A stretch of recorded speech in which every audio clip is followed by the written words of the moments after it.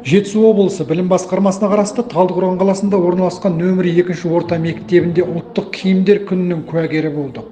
Сонымен қатар, Наурыз мерекесін насихаттау, ұлттық салт дәстүрді дәріптеу мақсатында іс-шаралар өтіп жатты.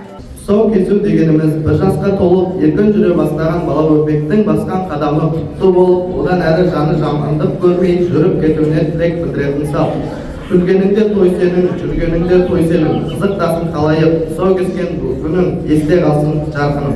Біртұтас бағдарламасы аясында тәрбие жұмысының жоспары бойынша тұсаукесер рәсімін көрсеттік. Бұл жерде 8-ші сынып оқушылары өздерінің қойылған салт дәстүрінен үзінді көрсетті.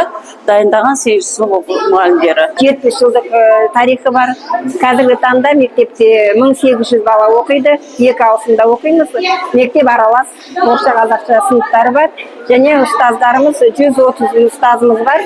Зерттеуші, сарапшы, білімді ұстаздар бар мектепте. Осы жақында Шұғыла Жомартовна деген мұғалім Астанадан барып, мұғалімдердің сайысына қатысып, 3-ші орын ие болып келді. Мектеп директоры Кенжегүлова Ақмарал Алтынбек қызымен танысып біліскен соң оқу орнын араладық. Оқушылардың оқу жетістіктерін бақылау бағытында алдын ала сынақтар жүргізіліп жатыр екен. Балаларымыз алдын ала мінекей балалар дағдылансын, үйренсін, білімдерін қайталасын, білмей қалған сұрақтар болса жетілдірсін деген мақсатта алдын ала осындай дайындық жұмыстарын жүргізіп отырмыз.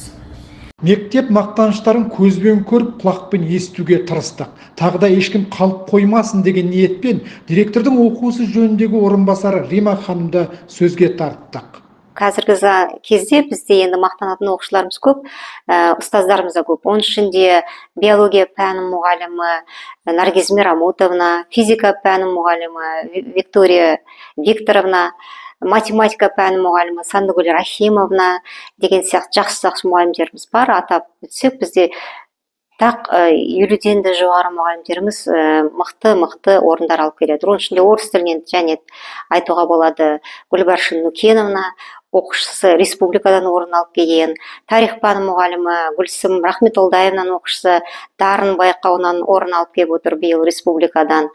Наргиз Мирамутовнаның оқушысы биологиядан әкеліп отыр орын.